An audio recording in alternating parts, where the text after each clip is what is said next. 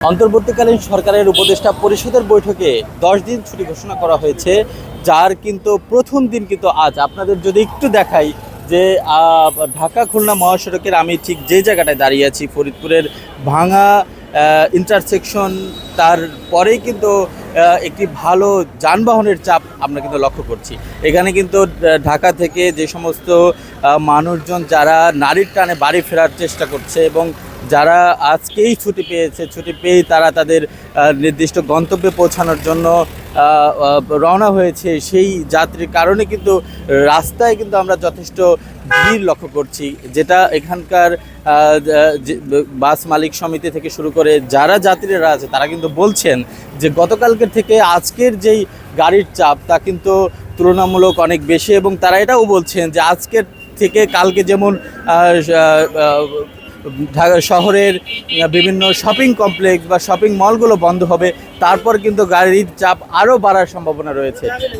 যদিও এই আজকের ছুটিতে ঢাকার এবং ঢাকার বাইরে যারা আছেন তারা তাদের গন্তব্যে পৌঁছানোর প্রায় 70% মানুষ তাদের গন্তব্যে পৌঁছে যাবেন, কিন্তু বাকি যে 30% তার জন্য আগামীকালও ভিড় হবেন। এটা কিন্তু আমরা এখানকার পরিবহন বাস মালিক সমিতির লোকজন তাদের কাছ থেকে আমরা এটা জেনেছি। আপনাদের যদি একটু দেখাই যে ভাঙা ইন্টারসেকশনের পরে গাড়ির এক ধরনের উপচে পড়া ভিড় আমরা দেখছি, যে ঢাকার বিভিন্ন অঞ্চল থেকে আসা যেই সমস্ত গাড়িগুলো আছে তারা কিন্তু এই সড়ক দিয়ে দক্ষিণাঞ্চলে প্রবেশ করছেন, বিশেষ করে খুলনা থেকে শুরু করে সাতক্ষীরা, বাগেরহাট এই অঞ্চল দিয়ে কিন্তু তারা যাচ্ছেন। এবং কোনো কোনো জায়গায় আমরা দেখছি যে যাত্রীরা কিন্তু বিভিন্ন ট্রাকও কিন্তু তারা ব্যবহার করছেন তাদের যাত্রীর জন্য, তাদের যাতায়াতের জন্য। আপনাদের যদি আরেকটা কথা বলে রাখি যে আজকে যেমন সরকারি ছুটির প্রথম দিন, আমরা দেখছি যে এই ছুটি কিন্তু বলবৎ থাকবে 10 দিন। এই 10 দিনের মধ্যে আমরা আরেকটা বিষয় আপনাদেরকে বলে রাখি যে আইনশৃঙ্খলা বাহিনীর সদস্যরা কিন্তু বেশ তৎপর রয়েছেন।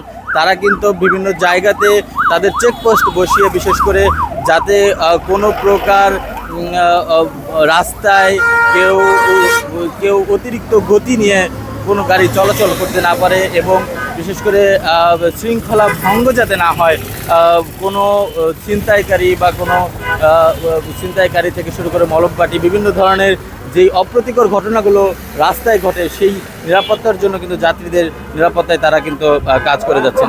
আমরা একজন যাত্রীর সাথে কথা বলবো। ভাই, আপনি কোথা থেকে আসলেন?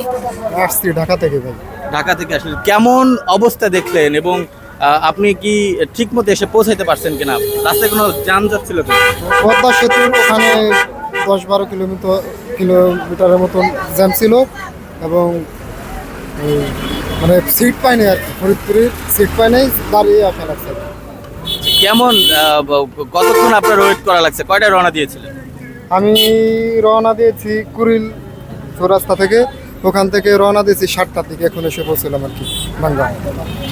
আপনারা কিন্তু শুনছিলেন যে একজন যাত্রী কিন্তু বলছিলেন যে আজকে এত পরিমাণ রাস্তায় যে যানজটের অবস্থা আছে, তাতে কিন্তু অনেক ক্ষেত্রে যাত্রীরা তাদের সিট না পেয়ে কিন্তু তারা দাঁড়িয়ে তাদের গন্তব্যে পৌঁছাচ্ছেন। আমরা এখানকার আইনশৃঙ্খলা রক্ষাকারী বাহিনীর একজন সদস্যের সাথে আমরা একটু কথা বলবো। একটু যানজট আছে, আমরা যানজট নিরসনের জন্য কাজ করে যাচ্ছি, এবং কি ঈদ যাত্রাদের যাদের সুবিধা জনগণ তিনি ঈদ যাত্রা বাড়িতে পৌঁছে করে, এই কারণে আমরা রাস্তায় আছি।